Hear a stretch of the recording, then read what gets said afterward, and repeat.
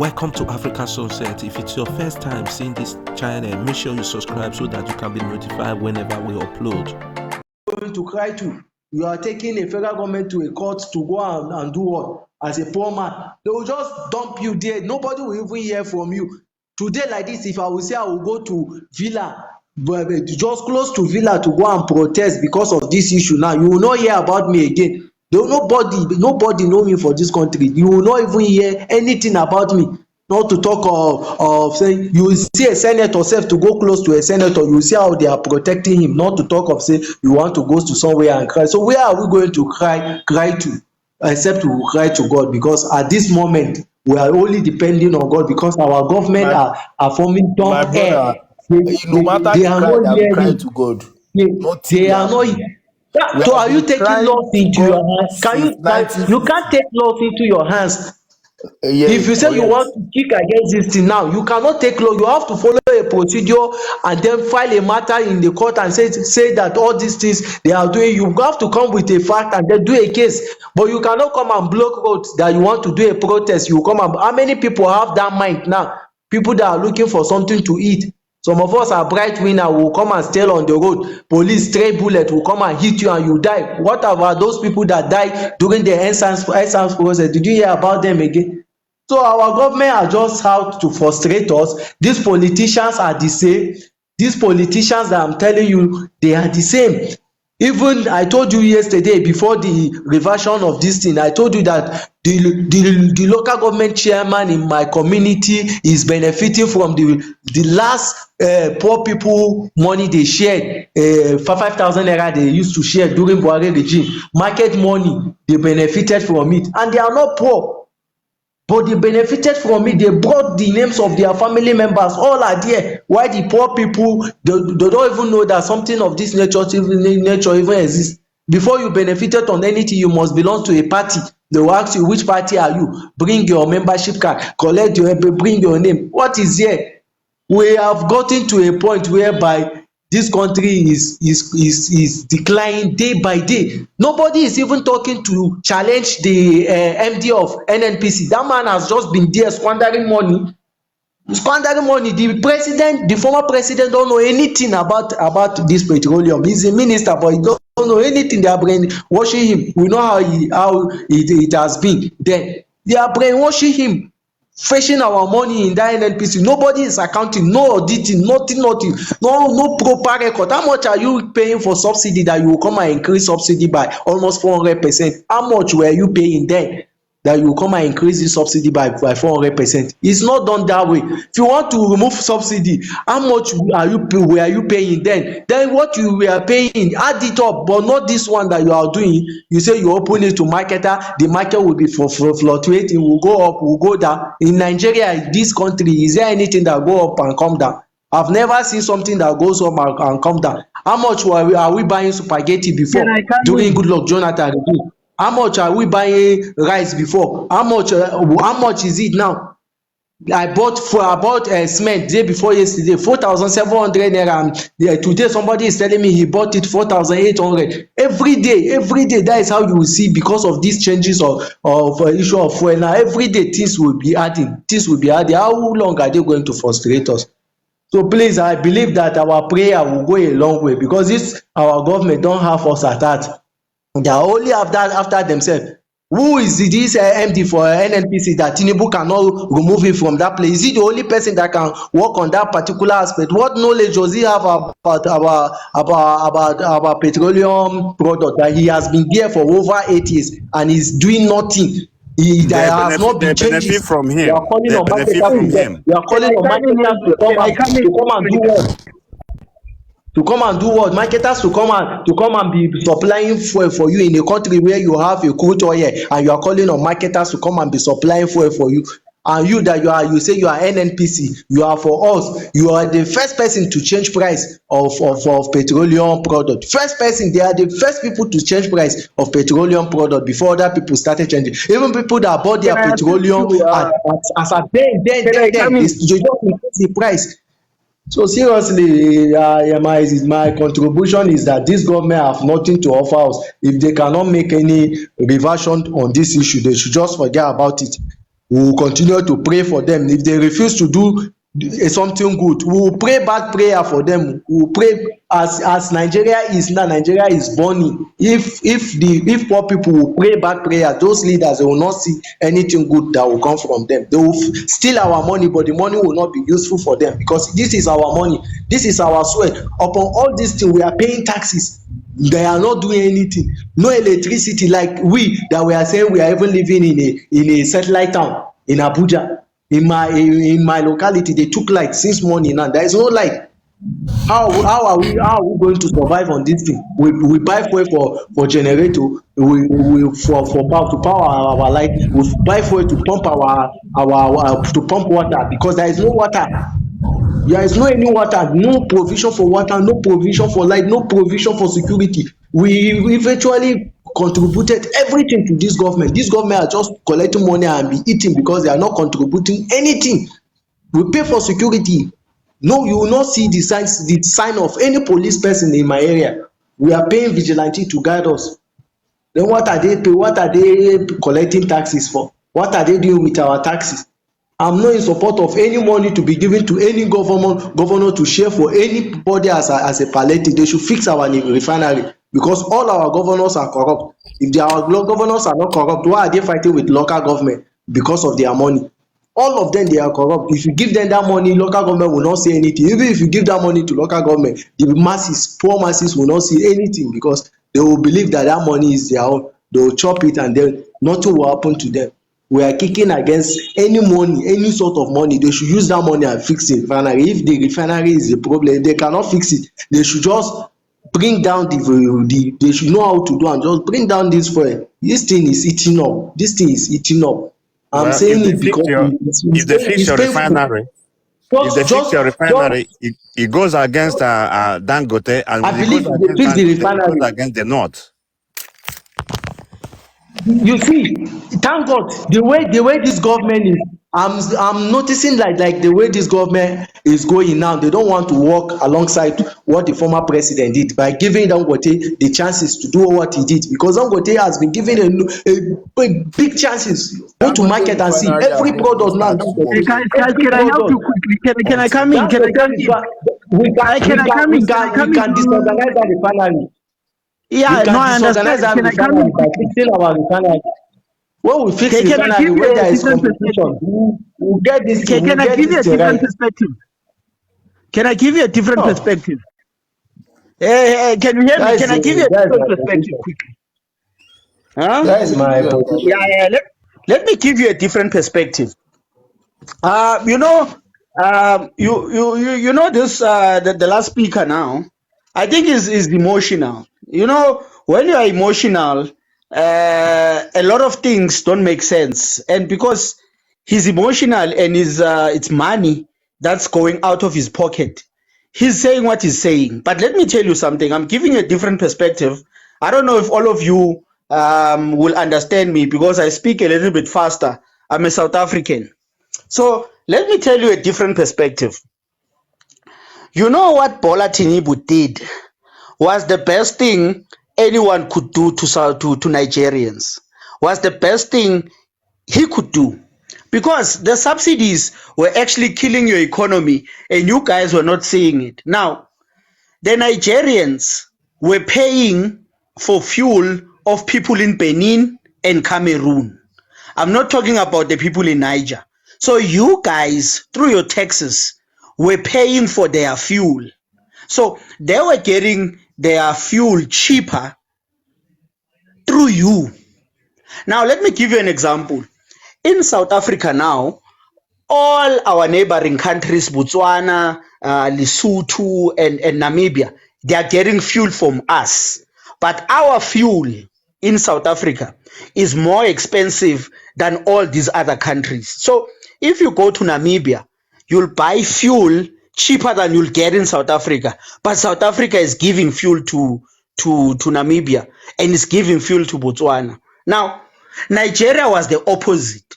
Most of these countries don't have refineries.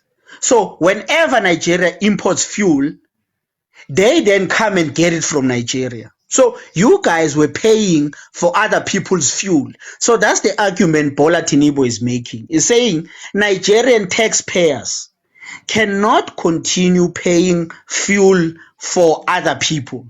That's number one. Number two, you guys speak about the Dangote refinery, and you are talking about the refineries that the government of Nigeria had, and those refineries are now going dilapidated. They are being broken down, and you are only focusing on Dangote. Just Google this. The four biggest refineries in Africa last year, 3 of them closed in South Africa. They were government owned. The biggest refineries in Africa, 3 of them closed. Why did they close the biggest refineries in Africa and yet Dangote is building one? Let me tell you something. Governments are stupid. It's better for something to be in private hands. That's why in India, Reliance is a private company. So the government cannot run anything efficiently.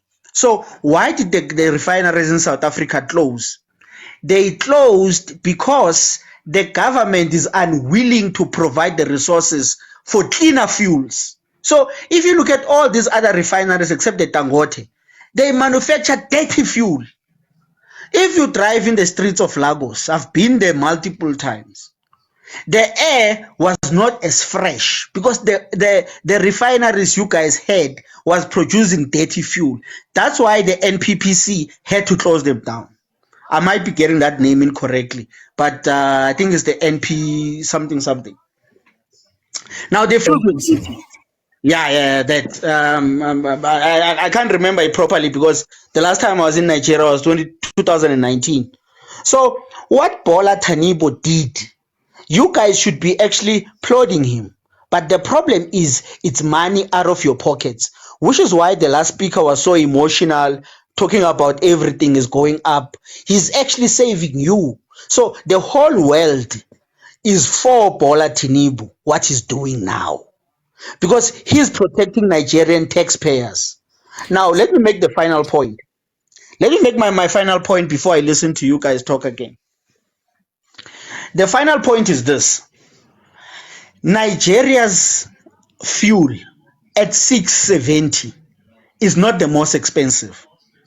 If you take Nigeria's price at the moment and convert it, so let me take South Africa's fuel price and take Nigerian's fuel price. If you Nigerians use Nairas in South Africa to buy fuel, 1 liter will be over 900. At present, it's 673. But if you take your Nigerian Nairas and try and buy 1 liter in South Africa, it's 900 Nairas. So Nigeria's fuel is still not the most expensive. So do not fool yourself and think maybe the new president is smoking something, maybe the new president is drunk and all of that. He's trying to save Nigerian taxpayers. Bro, you have made a very solid point, and I really applaud you for that. But the issue right now is, like Yoruba people used to say, I will translate it in English. You understand? I will say it in English. The meaning is that you can't feel the pain of someone, you understand, more than the person that has the pain in his body. Now, let me explain to you. This subsidy removal, out of 100% Nigerians, I would guess that 90% of Nigerians accepted it. We understood it, that okay, we are not supposed to be paying for the subsidy of our neighboring countries. Let me take you back to 2012. You are a South African. You may have interest in Nigerian politics, but you don't know, you don't feel what we are feeling as a nation, as a citizen of this nation. Now, let me explain to you. Let's go back to 2012, when we had a president called Goodluck Jonathan. This same Tinubu that is the president now went against this man for removing subsidy.